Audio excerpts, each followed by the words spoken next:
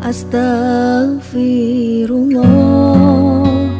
Bismillahirrahmanirrahim. Assalamualaikum warahmatullahi wabarakatuh. Alhamdulillah wassalatu wassalamu ala rasulillah wa ala alihi wa sahbihi wa mawala wa la hawla wa la quwata illa billahi wa ba'd. Kita lanjutkan kembali kajian kita, masih membahas kitab Umdatul Ahkam, dan kita masuk pada hadis ke-66. Kita baca hadisnya baru kita jelaskan. An Abdullah bin Umar radhiyallahu anhuma qala Sallaitu ma'a Rasulillahi sallallahu alaihi wasallam rak'ataini qabla adh-dhuhri wa rak'ataini ba'daha wa rak'ataini ba'dal jum'ati wa rak'ataini ba'dal maghribi wa rak'ataini ba'dal isya'i.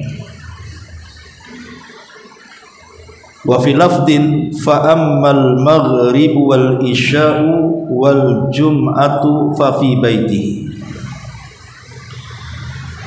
Wa fi lafdin lil Bukhari anna ibna Umar qala haddathatni Hafsah anna an-nabiy sallallahu alaihi wasallam kana yusalli sajdataini khafifataini ba'da ma yatlu'ul fajr wa kanat sa'atan la adkhulu 'ala an-nabi sallallahu alaihi wasallam fiha.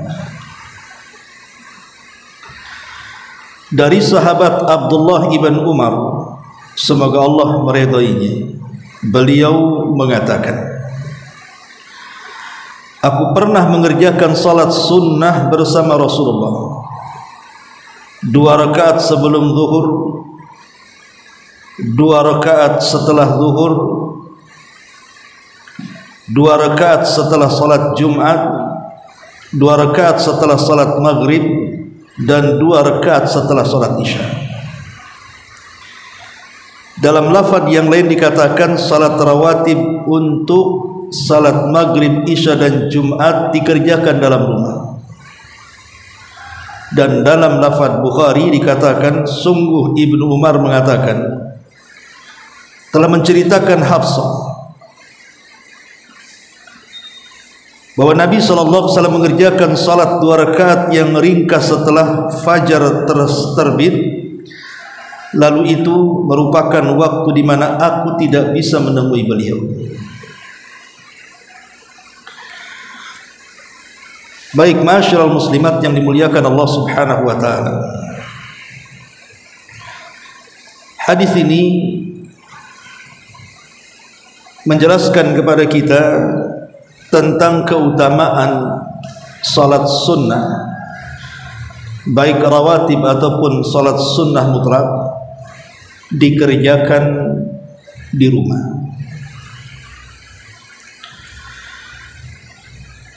Memang terjadi perselisihan para ulama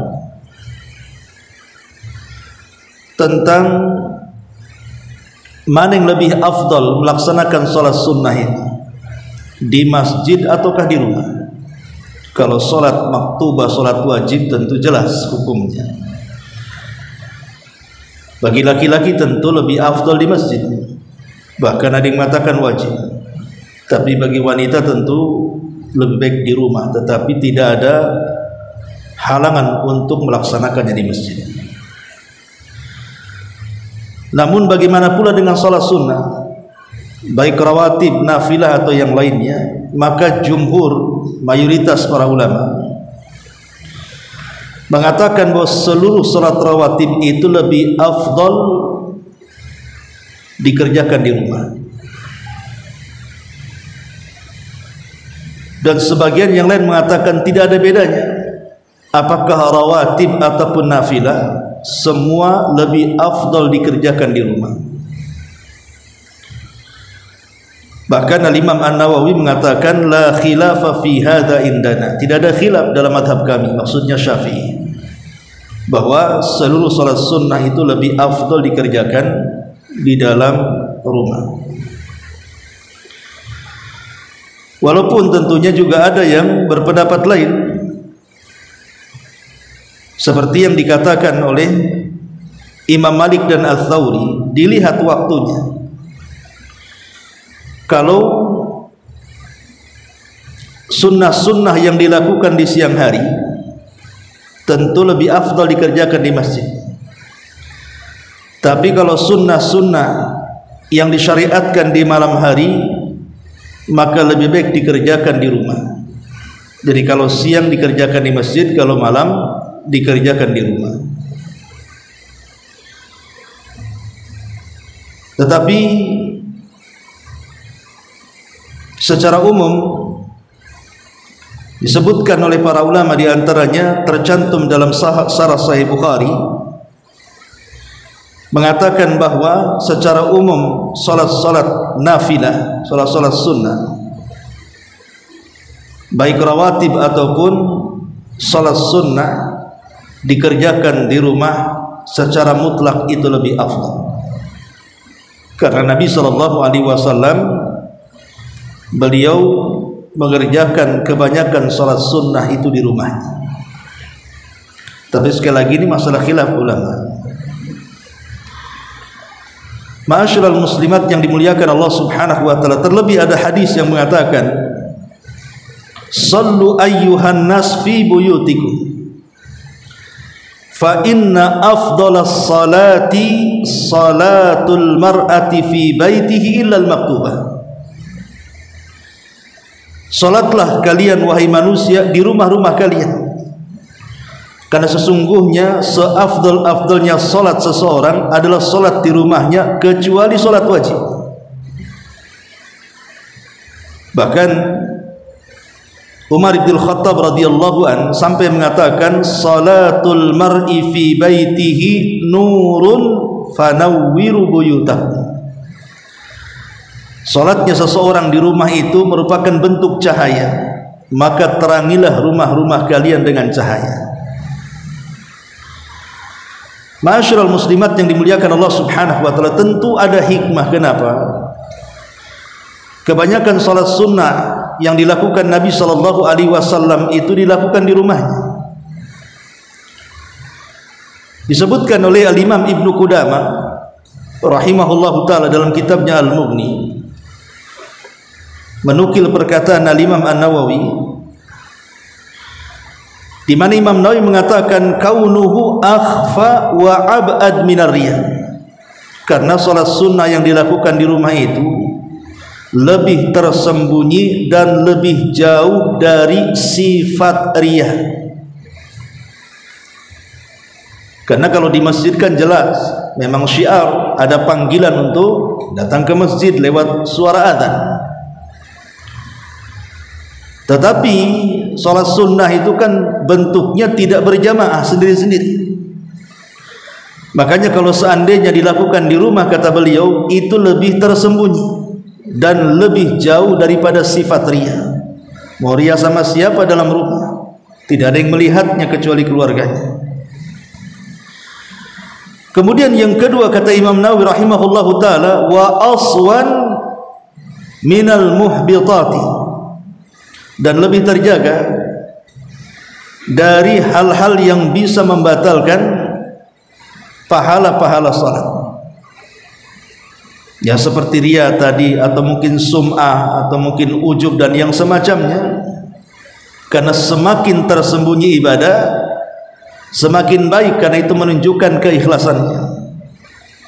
Karena ikhlas itu umumnya adalah menyembunyikan ibadah. Cukuplah dia dengan Allah yang tahu.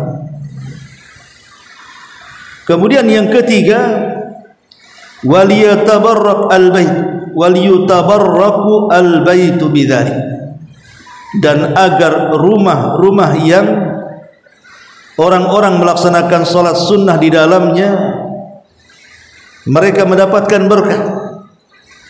Jadi dengan salat sunnah di rumah itu akan turun berkah dalam rumah itu. Makanya kenapa Nabi sallallahu alaihi wasallam sampai mengatakan Jangan kalian jadikan rumah-rumah kalian seperti kuburan. Karena namanya kuburan kan sepi, Bu. Jangan seperti kuburan sepi, tetapi makmurkan rumah-rumah kita itu dengan ibadah kepada Allah Azza wa Jalla, selain dengan baca Quran, dengan zikir, dengan mendengar murattal, mendengar kajian dan yang semacamnya, maka juga dengan cara melaksanakan memperbanyak salat sunnah di dalam rumah. Itu akan menurunkan berkah. Maksudnya rumah yang diturunkan berkah berarti rumah itu akan terus menerus di atas kebaikan. Karena berkah sendiri artinya adalah kebaikan yang menetap dan bertambah. Kemudian yang keempat, tunazzalur rahmatu fihi wal malaikatu. Salat-salat sunnah yang dilakukan di dalam rumah itu akan menurunkan rahmat. Bahkan para malaikat-malaikat rahmat akan masuk di dalamnya. Jadi orang yang memakmurkan rumah dengan salat-salat sunnah artinya mengundang para malaikat masuk ke dalam rumah. Dan kalau sudah malaikat masuk ke dalam rumah, tentu yang turun adalah rahmat dari Allah Subhanahu wa taala. Jadi kita akan dilimpahkan banyak rahmat ketika kita ini memakmurkan rumah kita dengan salat-salat sunnah. Dan yang terakhir tentunya kata beliau adalah yunaffaru syaitanu minhu. Setan akan diusir dari rumah-rumah kita. Sebaliknya kalau rumah-rumah kita ini tidak pernah dimakmurkan dengan ibadah, tidak pernah salat sunnah di rumah, tidak pernah baca Quran, berzikir, beribadah, maka itu sama dengan mengundang setan masuk ke rumah. Apalagi rumah-rumah yang kemudian menggantikan ibadah dengan maksiat, istilahnya musik kencang-kencang, kemudian juga menggibah orang dalam rumah, namimah orang dalam rumah, berteriak-teriak ala jahiliyah dan begitu seterusnya, meletakkan gambar, memelihara anjing dan yang semacamnya, justru akan mendatangkan setan ke dalam rumah. Inilah pentingnya kita ini menjadikan rumah kita ini tempat aman kedua setelah masjid. Jadi jadikan rumah kita ini tempat aman kedua setelah masjid. Masjid adalah tempat aman pertama, karena memang masjid itu adalah baitullah, rumahnya Allah. Sementara rumah yang kita tempati ya rumah kita sendiri. Maka jadikan tempat aman di situ.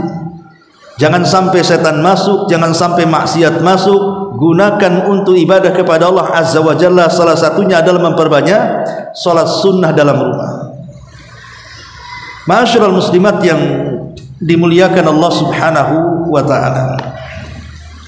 Kemudian hadis ini juga menjelaskan tentang salat-salat sunnah yang bersifat rawatib.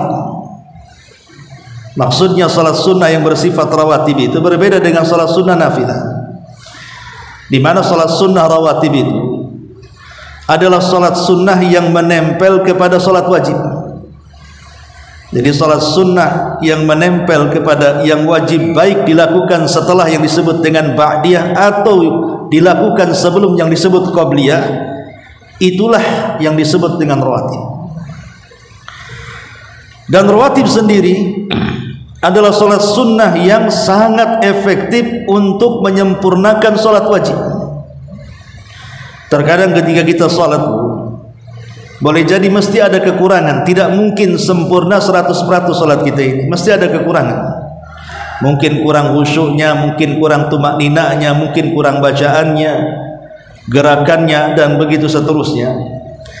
Maka bisa disempurnakan dengan cara melaksanakan salat rawatib, qabliyah dan juga ba'diyah. Makanya di sini kata Abdullah bin Umar radhiyallahu anhu, aku salat bersama Nabi sallallahu alaihi wasallam 2 rakaat sebelum zuhur, kemudian 2 rakaat setelah zuhur, kemudian 2 rakaat setelah Jumat, kemudian 2 rakaat setelah maghrib, kemudian 2 rakaat setelah isya. Ini semua bicara soal rawatib. Kalau mengacu kepada hadis ini, Salat rawatib itu 10 rakaat, tetapi pendapat yang kuat wallahu alam bahwa salat rawatib itu 12 rakaat. Berdasarkan hadis Nabi sallallahu alaihi wasallam dari Ummu Habibah radhiyallahu an, "Man shalla fi yaumin wa lailatin thintai asyrata rak'atan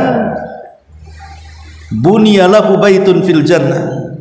Siapa yang melaksanakan salat dalam sehari semalam 12 rakaat, maka akan dijanjikan dibangunkan satu istana di surga. Kemudian Nabi SAW merinci 12 rakaat itu. Kata Nabi SAW, arba'an qabla zuhri, 4 rakaat sebelum zuhur. Arba'an qabla zuhri, 4 rakaat sebelum zuhur. Wa rak'ataini ba'daha, kemudian 2 rakaat setelahnya jadi 6. Kemudian wa rak'ataini ba'dal maghrib, 2 rakaat setelah maghrib berarti 8. Wa rak'ataini ba'dal isya, 2 rakaat setelah isya berarti 10. Kemudian yang terakhir wa rak'ataini qablal fajr, dan 2 rakaat setelah dan 2 rakaat sebelum fajar. Maksudnya sebelum subuh ketika terbit fajar, atau dikenal dengan 2 rakaat fajar. Maka semua 12 rakaat. Itulah yang dikuatkan para ulama bahwa rawatib itu terdiri daripada 12 rakaat. Baik, adapun keutamaan salat rawatib ini, kita tahu di antara hikmah Allah Subhanahu wa ta'ala kepada hamba-hambanya untuk menambah atau menyempurnakan kewajiban-kewajiban kita kepada Allah Subhanahu wa ta'ala, maka disyariatkanlah salat sunnah kepada kita. Dan tentunya dari semua salat sunnah tadi saya sudah katakan, yang paling afdal adalah sunanur rawatib, sunnah-sunnah rawatib. Kenapa? Karena Nabi SAW tidak pernah meninggalkan salat rawatib kecuali safar. Jadi ketika Rasulullah SAW tidak safar, Rasul tidak pernah meninggalkan rawatib kecuali safar. Rasul tidak melaksanakan rawatib kecuali 1, 2 rakaat sebelum subuh, karena besarnya pahala. Maka saat safar pun Rasul melakukannya. Tapi selain itu Rasul tidak melaksanakan ketika safar. Tapi kalau Nabi SAW tidak safar, maka Nabi SAW tidak pernah meninggalkan rawatib. Makanya sebagian para ulama mengatakan salat sunnah rawatib ini termasuk sunanul muakkadah, sunnah-sunnah muakkad, hampir menyerempet wajib. Kenapa? Karena sunnah yang tidak pernah ditinggalkan Nabi SAW. Bahkan lebih tegas lagi tentang keutamaan salat sunnah rawatib ini, hadis daripada Ummu Habibah radhiyallahu anha. Dia mengatakan, sami'tu Rasulullah sallallahu alaihi wasallam yaqul, aku mendengar Nabi SAW bersabda, man shalla itsnatai asyraka rak'atan fi yaumin wa lailah bunya lahu bihinna baitun fil jannah. Siapa yang menjaga dalam sehari semalam 12 rakaat, maksudnya sunnah-sunnah rawatib, maka akan dibangunkan satu istana di sorga. Apa kata Ummu Habibah? Fama taraktuhunna mungzu sami'tuhunna min Rasulillah sallallahu alaihi wasallam. Kata Ummu Habibah, ketika aku mendengar hadis ini, siapa yang salat 12 rakaat dalam 1 hari dan malam, maka akan dibangunkan baginya istana. Kata Ummu Habibah, demi Allah, aku tidak pernah meninggalkan salat-salat itu setelah aku mendengar langsung dari Nabi sallallahu alaihi wasallam. Bahkan Ambasah, seorang perawi yang mengutip hadis ini dari Ummu Habibah sendiri, dia pun mengatakan, fama taraktuhunna mungzu an sami'tuhunna min Ummi Habibah. Setelah aku mendengar hadis ini, barang siapa yang salat 12 rakaat akan dibangunkan satu istana di sorga dari Ummi Habibah dari Nabi. Kata Ambasah, demi Allah aku tidak pernah meninggalkan salat-salat itu sejak aku mendengar langsung dari Ummu Habibah. Bahkan Nu'man ibn Salim, Amr ibn Aus, murid daripada Ambasah juga mengatakan, fama taraktuhunna mungdu an sami'tuhunna min Ambasah. Aku pun, kata Amr, tidak pernah meninggalkan solat-solat itu sejak aku mendengar dari Ambasah, Ambasah dari Ummu Habibah dari Nabi. Bahkan Nu'man ibn Salim, murid daripada Amr ibn Aus ini, dia pun mengatakan hal yang sama. Ma taraktuhunna mungdu an sami'tuhunna min Amr ibn Aus. Demi Allah, aku tidak pernah meninggalkan solat-solat itu sejak aku mendengar dari Amr ibn Aus, dan Amr ibn Aus mendengar dari Ambasah, dan Ambasah mendengar dari Ummu Habibah, dan Ummu Habibah mendengar langsung dari Nabi sallallahu alaihi wa ala alihi wasallam. Lihat bagaimana para salaf kita ini, mereka sangat menjaga salat rawatib yang 12 itu, karena tahu keutamaannya. Siapa yang salat 12 rakaat akan dibangunkan satu istana di surga. Ma'asyiral muslimat yang dimuliakan Allah Subhanahu wa taala. Ini yang pertama. Yang kedua, hadis dari Aisyah radhiyallahu anha, ketika beliau menjelaskan tentang keutamaan 2 rakaat sebelum subuh atau 2 rakaat fajar. Kata Nabi SAW, rakaatul fajri khairun minad dunya wa ma fiha. 2 rakaat fajar itu jauh lebih baik dibandingkan isi dunia dan dunianya sendiri. Bahkan dalam riwayat, lahu ma ahabbu ilayya minad dunya wa ma fiha. Keduanya, kata Rasul, lebih aku cintai dibandingkan dunia dan seluruh isinya. Kita tahu bahwa dunia dan semua isinya adalah kesenangan manusia. Siapa yang tidak ingin dunia? Semua kita ingin dunia, ingin rumah megah, kendaraan mewah, tanah luas, uang di mana-mana, mau apa saja tinggal minta, dan begitu seterusnya. Siapa yang tidak ingin dunia? Tapi Rasul mengatakan 2 rakaat fajar jauh lebih kucintai dibandingkan dunia dan isinya. Makanya Rasul tidak pernah meninggalkan 2 rakaat fajar, baik ketika mukim atau ketika safar, karena besarnya pahala. Ma'asyiral muslimat yang dimuliakan Allah Subhanahu wa taala. Bahkan ketika Nabi sallallahu alaihi wasallam menjelaskan tentang salat sunnah zuhur, kata Nabi sallallahu alaihi wasallam, innaha sa'atun tuftahu fiha abwabus sama. Sesungguhnya di waktu zuhur itu, ibu melaksanakan 2 rakaat atau 4 rakaat sebelum zuhur atau setelahnya, di situ adalah jam-jam di mana pintu-pintu langit dibuka. Wa uhibbu an yas'ada li fiha amalun saleh. Dan aku, kata Rasul, sangat ingin di waktu-waktu itu amalan solehku terangkat ke langit. Jadi justru di waktu zuhur kita melaksanakan qabliyah dan ba'diyah, itu adalah waktu di mana pintu-pintu langit akan terbuka. Dan ini menunjukkan keutamaan apa? Salat sunnah qabliyah dan ba'diyah zuhur. Karena waktu itu amalan kita diangkat ke langit dan Allah Subhanahu wa taala melihatnya.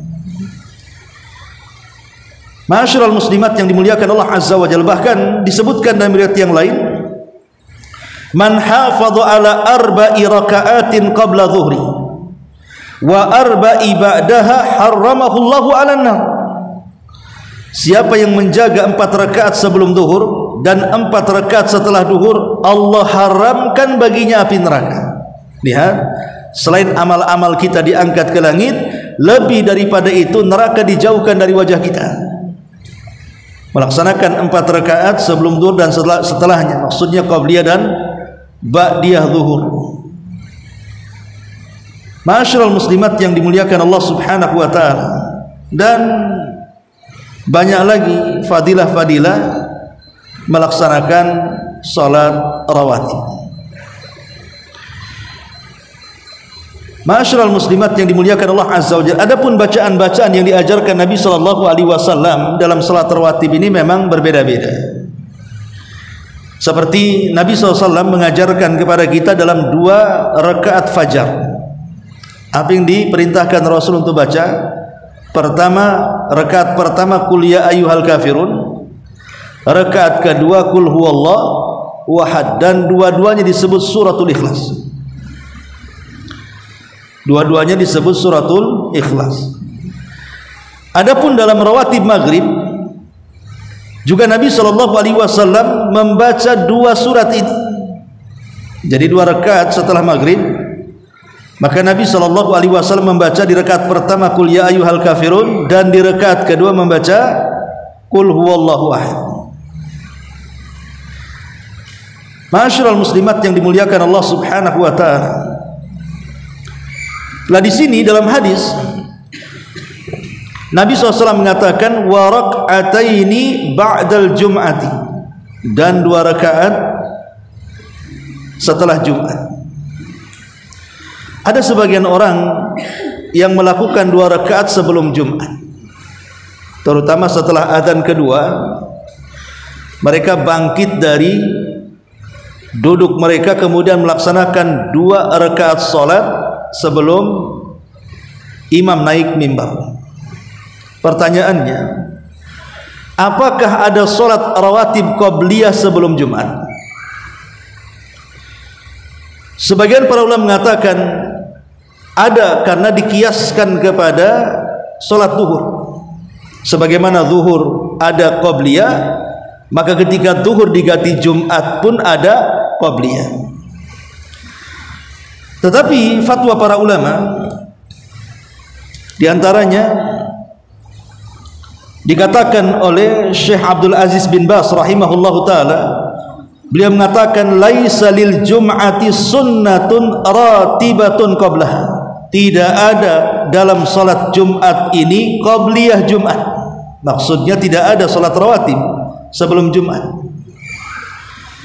Tapi kalau seandainya seseorang ingin melaksanakan salat mutlak, ya silahkan saja. Maksudnya salat sunnah mutlak itu salat sunnah, kita datang di hari Jumat pagi-pagi ke masjid, kemudian salat dua rakaat salam, berdiri lagi dua rakaat salam, berdiri lagi dua rakaat salam, sampai khatib naik ke atas mimbar. Itu namanya sunnah mutlak, tidak masalah, tanpa kemudian dibilang berapa jumlahnya. Yang penting dua rakaat salam, secapeknya lah bahasanya. Tapi ada juga yang mengatakan kalaupun kemudian harus salat setelah azan dan iqamat, maka itu bukan rawatib. Boleh jadi mengambil keumuman dalil hadis Nabi SAW, likulli adzanaini salatun. Jeda antara dua azan, maksudnya azan dan qomat itu ada salat. Tidak mesti maksudnya di sini salat rawatib, bisa saja salat nafilah. Jadi kita tidak bisa menyalahkan orang-orang yang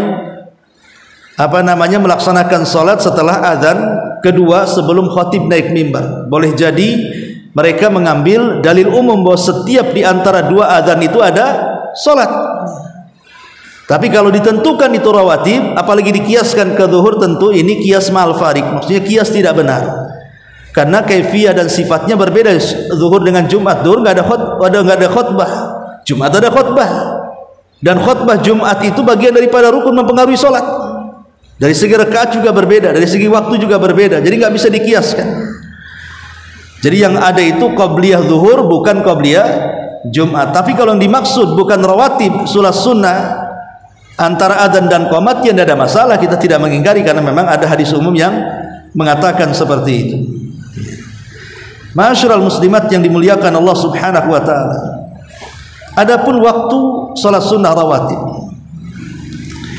Al-Imam Ibnu Qudamah rahimahullahu taala mengatakan bahwa setiap salat itu memiliki waktu, dan waktu daripada salat sunnah rawatib itu dikerjakan mendekati salat wajib. Kalau qabliyah dilakukan setelah azan, kalau ba'diyah dilakukan setelah salat wajib. Lalu bagaimana kalau seandainya seseorang yang biasa melaksanakan salat rawatib kemudian dia lupa? Maka Anas bin Malik radhiyallahu anhu mengatakan boleh dia salat ketika ingat. Dan ini mengacu kepada sabda Nabi sallallahu alaihi wasallam, "Man nasiya salatan falyusalli idza dzakaraha, la kaffarata laha illa dzalik." barang siapa yang lupa melaksanakan salat, maka salatlah ketika ingat dan tidak ada kafarah soal itu. Ma'asyiral muslimat yang dimuliakan Allah Subhanahu wa taala. Lalu adakah penggantinya? Pengganti artinya boleh enggak mengqadha rawatib? Pamannya seseorang biasa melaksanakan 2 rakaat fajar. Tiba-tiba kemudian terbangun sudah qomat subuh. Maka Nabi SAW mengatakan man lam yusalli rak'atai al-fajri falyusallihima ba'da ma tatlu asy-syamsu. Barang siapa yang tidak salat 2 rakaat fajar, maka salatlah setelah terbit matahari sebagai qadha'nya. Maksudnya terbit matahari biarkan meninggi 1 tombak, masuknya awal duha. Karena kalau matahari baru terbit tidak boleh sholat. Kenapa demikian? Karena tasyabuh dengan ibadahnya orang-orang kafir yang menyembah matahari. Biarkan matahari naik dulu 10 menit 15 menit baru melaksanakan 2 rakaat fajar sebagai qadha. Dia tidak melaksanakan di waktunya. Ma'asyiral muslimat yang dimuliakan Allah Subhanahu wa taala. Dalam hadis ini Nabi SAW mengatakan, karena Nabi SAW yusalli sajdataini khafifataini. Rasul salat dengan 2 rakaat yang sangat ringan. Ba'dama yatlu'ul fajr, setelah terbit fajar. Maksudnya ketika seseorang itu melaksanakan salat sunnah fajar, jangan terlalu berat dengan memanjangkan bacaan, memperbanyak ruku dan sujud. Kenapa? Dikhawatirkan mempengaruhi sholat subuhnya. Nanti kecapean sholat sunnahnya, sholat subuhnya pula sudah malas. Padahal yang dipentingkan sholat itu kan mementingkan yang wajib, bukan yang sunnah. Makanya saya salahkan, terkadang ada orang-orang yang lelah letih dia sholat tahajud, ketika sholat subuh dia malas-malas. Mendingan tidak usah tahajud, perbaiki saja subuhnya. Tapi kalau memang kita bisa menjamak keduanya, sholat tahajudnya oke, subuhnya oke, ada masalah, itu lebih baik lagi kan begitu. Karena dalam kaidah bahwa mendahulukan yang wajib itu jauh lebih penting dibandingkan yang sunnah. Kok bisa sholat malamnya khusyuknya luar biasa, ketika subuhnya malas-malas? Di mana akalnya? Sementara kita tahu bahwa subuh wajib, sunnah itu, sholat malam itu sunnah. Tentu yang wajib lebih utama dan lebih berpahala dibandingkan yang sunnah. Makanya saya nasihatkan, kalau memang sudah lelah sholat malam, jangan dipaksa, tidur saja. Untuk membuat tenaga supaya ketika subuhnya kita semangat. Karena di zaman Rasul pernah masuk ke masjid, rupanya ada tali yang menempel dari satu tiang ke tiang berikutnya. Jadi Rasul mengatakan, ini talinya siapa ini? Kenapa dipasang di sini? Maka sahabat mengatakan, itu talinya Zainab istrimu wahai Rasul. Dia kalau lelah ketika sholat malam diikat pinggangnya di tali itu supaya jangan jatuh.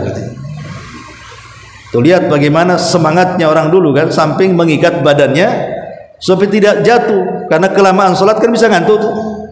Kata Nabi SAW, putuskan tuh tali itu, beribadahlah sesanggup kalian, karena Allah itu tidak bosan kalian yang bosan.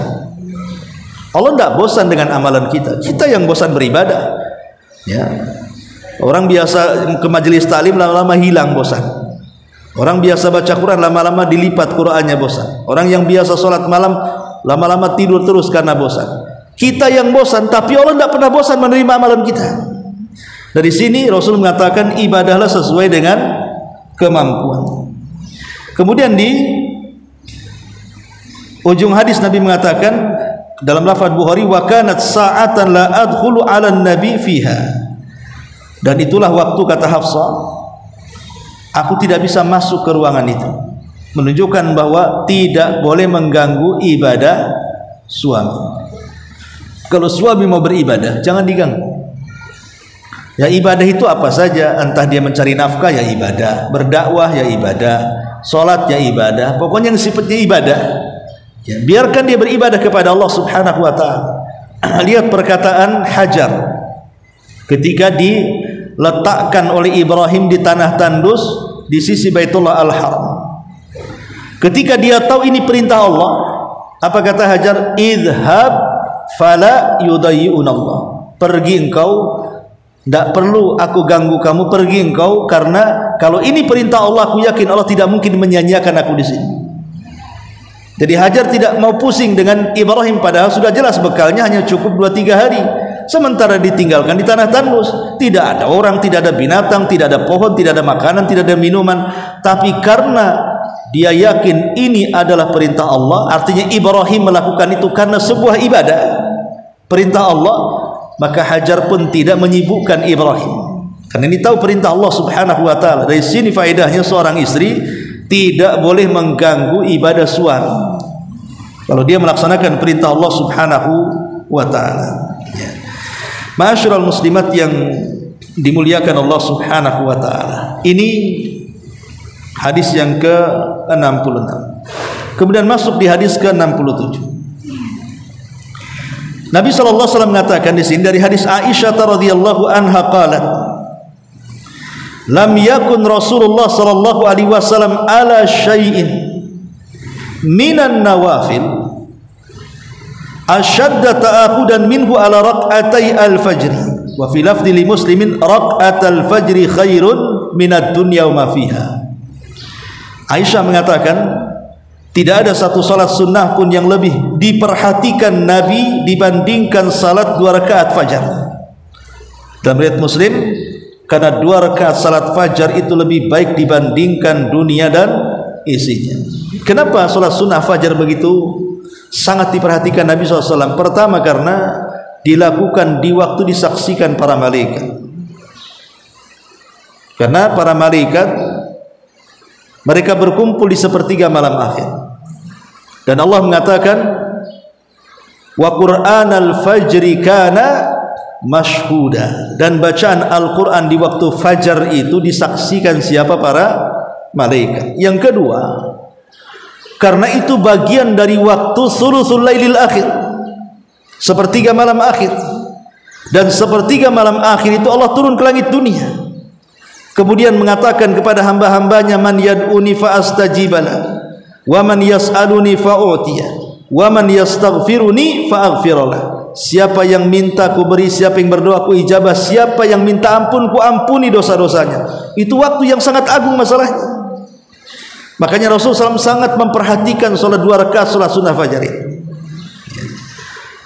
Dan juga sholat sunnah fajar bagian daripada qiyam lail, qiyamul lail, karena dilakukan di saat akhir daripada malam terbitnya fajar.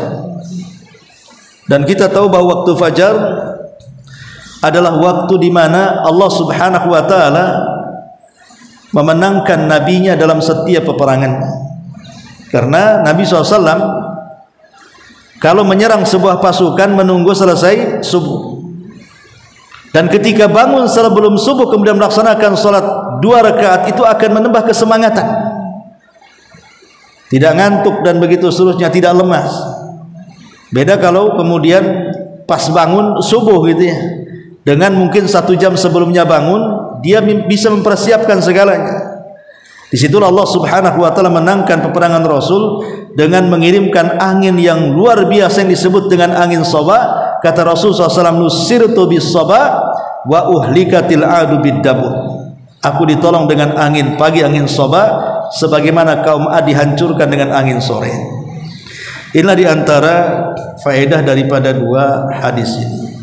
Wallahu alam, saya kira cukup 2 riwayat ini. Sebelum saya tutup, silakan kalau ada yang mau bertanya.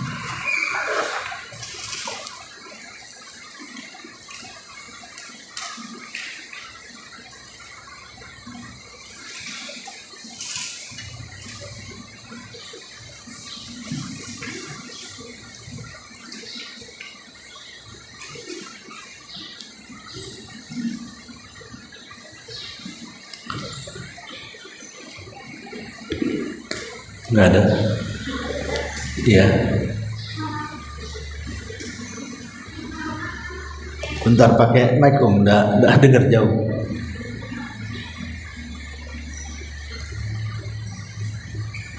Bisa dipakai mic.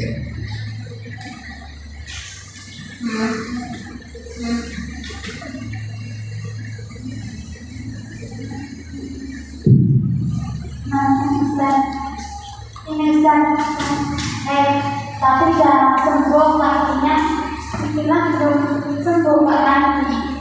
Terus yang kok sudah kayaknya udah waktu sembuh, terus mandi itu sholatnya jam berapa? Maksudnya Nggak sholat subuh karena dibilang masih rupanya sudah sembuh. sedang haid, kemudian bersih di waktu subuh.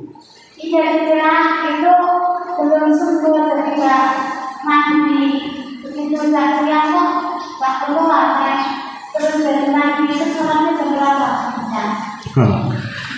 Iya begini maksudnya, saya paham. Tapi kan paham bahwa setiap perempuan itu kan ada masa kebiasaan. Masa kebiasaan itu artinya saya biasanya seminggu kering, atau 5 hari kering, atau 6 hari kering. Bahkan ada yang cepat, ada yang lambat kan itu. Seorang wanita harus tahu kebiasaan itu, supaya jangan meninggalkan sholat atau sholat ketika sedang haid. Disangkanya sudah kering, rupanya tidak, karena tidak tahu kebiasaan. Atau disangkanya masih haid, rupanya tidak haid, sudah bersih, akhirnya meninggalkan yang wajib. Makanya harus tahu kebiasaannya ya. Jadi kalau seandainya apa yang ditanyakan tadi, ketika di hari terakhir, memang sudah 1 minggu, anggaplah hari Jumat selesai, malam hari masih ada bercak, rupanya pas pagi sudah tidak ada. Harusnya dipastikan untuk pagi hari sebelum subuh, karena kalau itu memang batas akhir bersihnya haid, dan itu menurut kebiasaan, harusnya sudah dipastikan setiap hendak melaksanakan sholat wajib, supaya jangan meninggalkan yang wajib.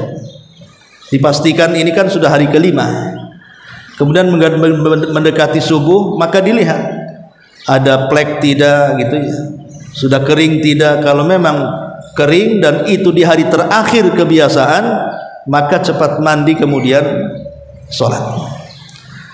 Tapi kalau tidak, disengaja dia sudah tahu bersih, kemudian dia tidak mau melaksanakan, berarti dia meninggalkan kewajiban, itu dosa besar. Tidak ada qadha di sini, tidak ada qadhanya, kecuali karena lupa. Ini harusnya sudah bersih, karena dari semalam kemudian tidak ada bercak, kemudian subuh lupa, disangka masih haid, baru ingat mungkin jam 8, oh iya ini sudah bersih, padahal ibu belum sholat subuh. Maka mengambil hadis umum, barang siapa yang lupa atau tertidur dari sholatnya, maka sholatlah ketika ingatnya. Ya ketika ingat itu mandi kemudian sholat.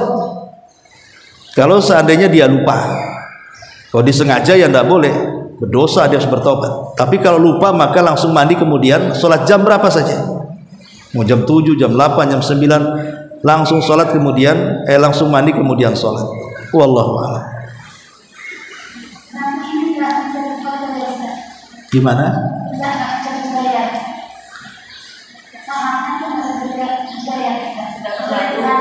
Sudah berlalu.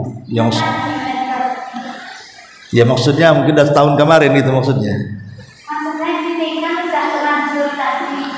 Terlanjurnya kapan? Tadi pagi. Iya. Ya kalau tadi pagi, cara mengqadhanya besok sholat subuh 2 kali. Ya bisa seperti itu. Jadi sholat subuh 2 kali namanya. Sholat subuh lagi, nanti sholat subuh lagi sebagai qadhanya. Enggak bisa sekarang Ustaz. Apanya? Ya karena sudah kalau sekarang bisa masuk, belum zuhur bisa. Kalau setelah lewat zuhur atau asar, berarti kan sudah lewat 2 sholat wajib kan? Karena sholat subuh itu kan tidak boleh harus tartib. Tartib itu kan subuh, zuhur, asar itu tartib namanya. Kalau sudah lewat zuhur berarti besok lagi. Nah, tapi kalau belum, ya bisalah pulang dari sini mandi kemudian sholat. Kalau memang yakin semalamnya sudah bersih dan itu hari terakhir. Makanya pentingnya mengetahui kebiasaan haid itu di situ, supaya jangan sampai meninggalkan yang wajib atau mengerjakan di waktu haid dengan mengenal kebiasaan itu. Wallahu a'lam. Wa ya.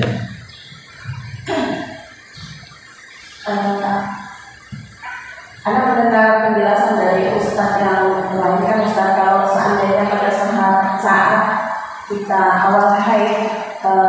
Contohnya misalnya di waktu asar, zuhur, kita mengerjakan sholat zuhur. Setelah itu kita haid. Berarti sholat asarnya itu kita harus mengkodoknya, kita bersih nanti. Iya. Nah, cara mengerjakannya misalkan setelah bersih nanti kita jatuhnya pada sholat isya. Nah, sholat asarnya ini kalau menurut Ustaz kita harus sesuai dengan waktunya.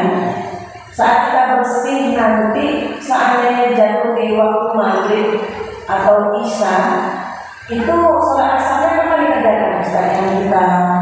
Iya, disesuaikan dengan waktunya, melakukan asar 2 kali. Berarti besok ya? Iya, jadi asar dulu, asar qadha, baru sholat asar yang hari itu sholat asar 2 kali. Nah, kalau seandainya kita bersih di waktu asar hari ini isya Ustaz, berarti kita kerjakan maghrib dulu ya Ustaz, baru isyanya. Iya, qadha dulu. Nah, Ustaz. Iya, wallahu a'lam.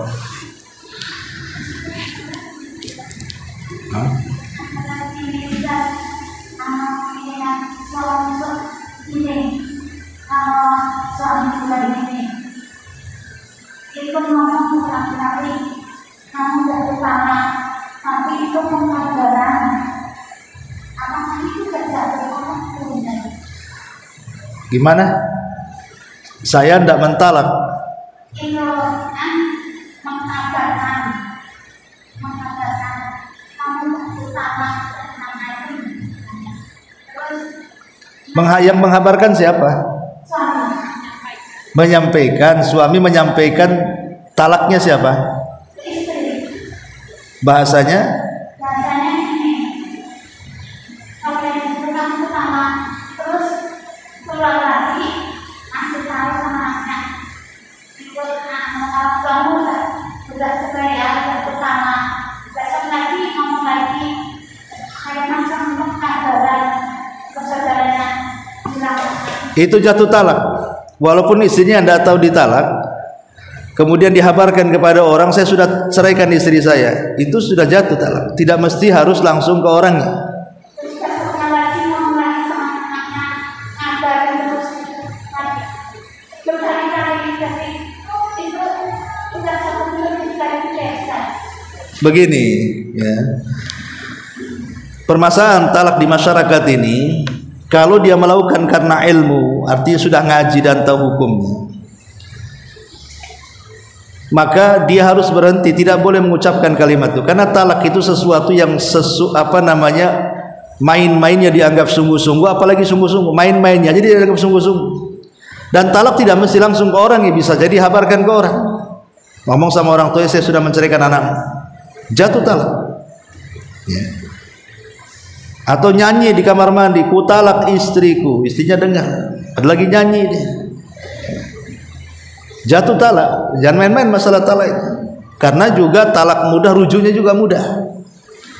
Tetapi terkadang di masyarakat itu ada orang yang mudah mentalak-talakan istri, entah ratusan, entah ribuan kali, ya, karena ketidakfahamannya. Terus apakah sudah jatuh 3 talak, maka sebaiknya datang ke pengadilan agama. Datang ke pengadilan agama, ceritakan. Kalau menurut putusan mereka itu baru talak 1, peganglah putusannya. Karena bagaimanapun itu lebih lebih akhwat, lebih kehati-hatian. Karena bagaimanapun urusan seperti ini ada bidang pemerintahnya.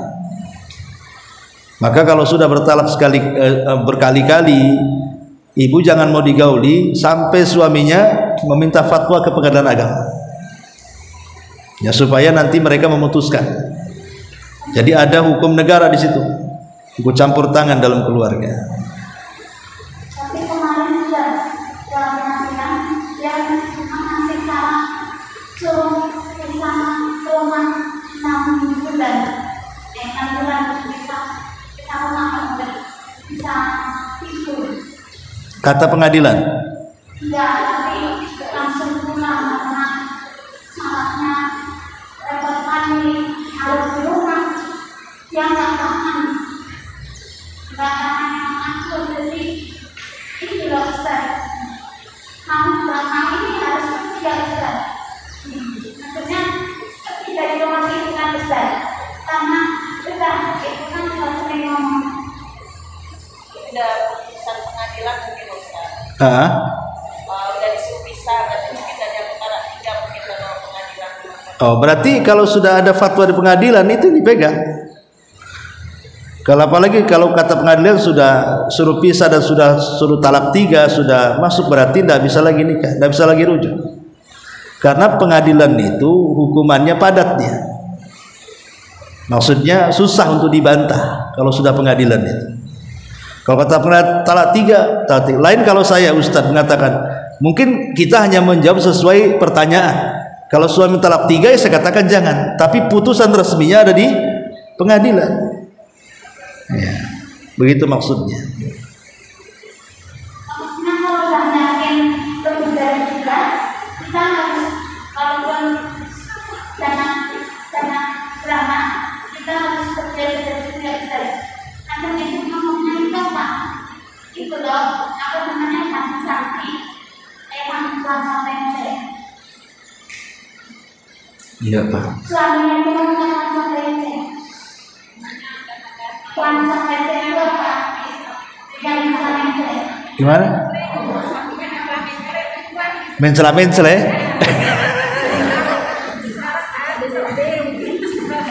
Itu suaminya coba dibawa ke rumah sakit jiwa, diperiksa akalnya itu, jangan gila pula dia.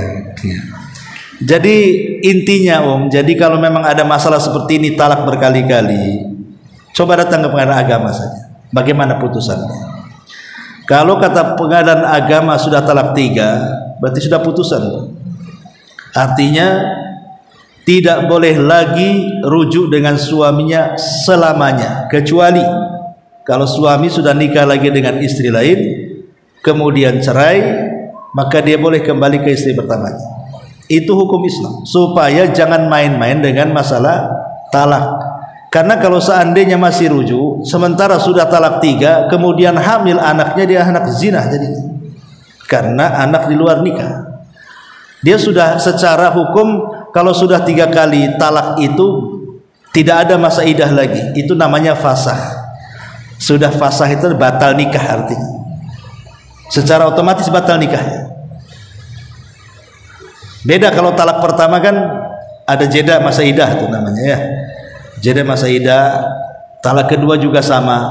Kalau talak ketiga tidak, selesai sudah, nggak bisa rujuk lagi. Ya nggak percuma masa idah pun, karena sudah nggak boleh lagi jumpa. Mau apa masa idahnya? Masa idah itu kalau ada kemungkinan rujuk, dan itu di talak pertama dan kedua saja. Kalau di talak ketiga buat apa masa idah? Nggak mungkin rujuk lagi. Rujuknya dia menikah lagi, kemudian cerai, balik lagi ke istri pertamanya. Makanya supaya jangan ragu-ragu, datang ke pengadilan, tanya betul-betul, minta putusannya dari pengadilan. Apakah ini talak 1, talak 2, talak 3? Nanti oleh pengadilan agama kan dipelajari itu hukum-hukumnya. Kalau kata pengadilan walaupun suami mentalak 1000 kali tapi pengadilan mengatakan baru 1, ya sudah pegang itu ucapannya. Gitu saja. Nanti mereka lebih paham kalau soal masalah-masalah seperti ini. Wallahu a'lam. Masa idahnya untuk laki-laki lain kan Ustaz? Apanya? Masa idahnya untuk laki-laki. Iya, kalau untuk laki-laki lain nggak apa. Maksudnya untuk suaminya, saya katakan fasakh itu untuk suaminya nggak ada masa idah. Kalau untuk yang lain mau nikah lain lagi ceritanya. Kita bicara tentang suaminya kan gitu. Kalau bagi laki-laki lain tetap ada talak, ada masa idah setelah diceraikan, ada masa idah ketika hamil dan begitu seterusnya. Itu babnya lain. Wallahu a'lam. Subhanaka wa bihamdika asyhadu an la ilaha illa anta astaghfiruka wa atubu ilaik.